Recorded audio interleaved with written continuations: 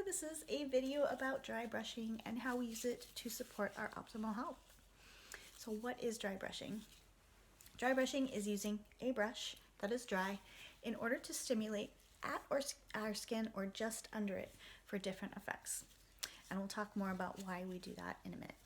First off, these are examples of dry brushes.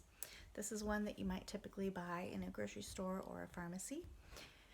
Often they will come with long handles that you can take off, or you can buy a palm frond brush, which is a little stiffer, and these are great for when we have already done some lymphatic work and are wanting to get a little more vigorous stimulation at the skin level. These are usually what people start with because they're a little softer, and so this is what I'll show you how to use today. So we do dry brushing at different levels, and we're always working towards the heart or towards the groin, depending on where we're working.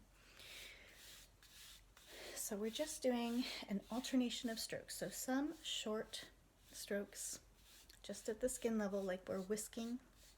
Some longer strokes just under the skin, like we're pushing down. And this is to serve a number of different functions. One is to support circulation towards the skin, to help build collagen, tone the skin, and really make sure that there's optimal circulation throughout the limbs. The other is to strip the fluids that have built up and are causing swelling, maybe putting pressure on our nerves, or just preventing proper function of muscle tissue.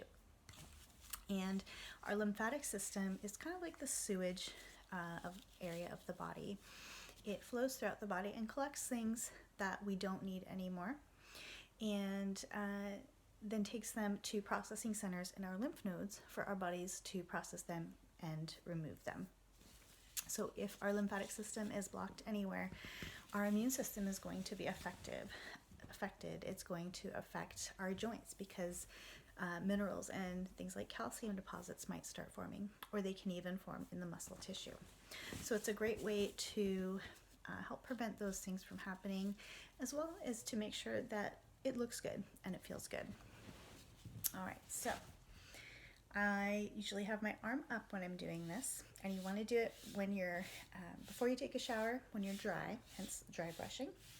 So I'm doing just the alternating of strokes. And I often will go around one area once and then go back and do it again. For the limbs, you want to clear the area closest to the body first to create a pathway for any fluids that are trapped in the further areas to flow through. And you don't have to have your arm up like that the whole time. It's just easier to get the back of the arm that way. And there's a little bit of a gravity aspect to it as well. So then when you move to the extremities, you go through your different movements a couple times. You don't want to push too hard at first because the lymphatic vessels are quite delicate and they're just under the skin. So if we push hard, it can flatten them and make it harder to push the fluids through. So then after we do the extremities, we go back and push any additional fluids that have formed down closer and into the armpit towards the heart to be processed. You can do that on the other side. We can do the chest. So for the chest, there's lymphatic centers in the armpit as well as in the chest. So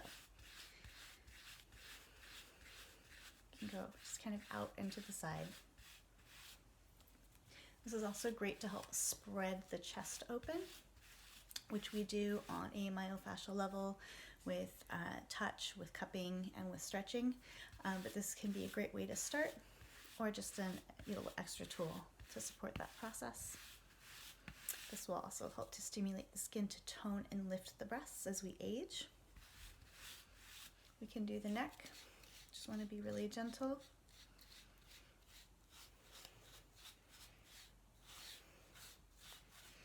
And you can always add in some support with your fingers, especially if the area is tender.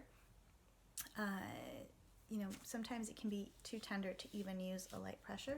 So then we can gently do some lymphatic drainage with our fingers, or we can tap gently, or do light stroking. these will all help to reset the nervous system so that it can take more of the lymphatic pressure. Let's see, so we can do the belly as well. And so belly, going to go down towards the groin. Again, helping to tone gently the skin and then going just under it to move the lymphatics. We have pretty deep lymphatics in our belly.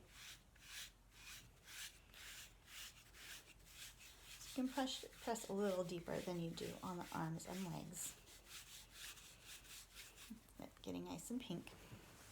And then we can do the legs.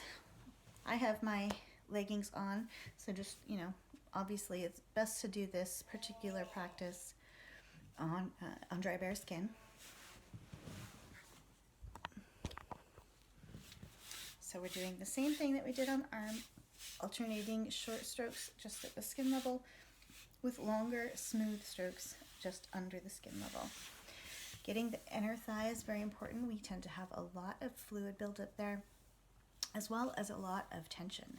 So anything we can do to help release tension and restore circulation in that area is going to be very effective, not only for our general health, for our creativity, for our ability to ground into the earth, for our sexuality and intimacy. So we're getting a lot of different levels with a very simple exercise.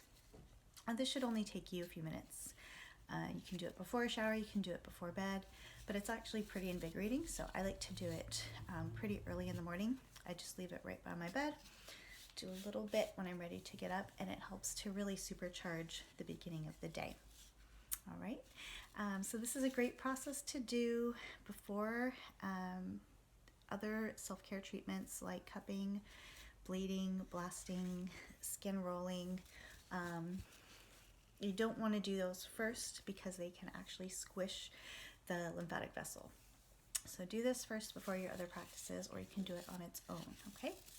All right, if you have any questions, let me know. Otherwise, I've got lots of amazing videos on chronic pain relief, beauty, anxiety, all of the things that we need to live a happy and healthy life.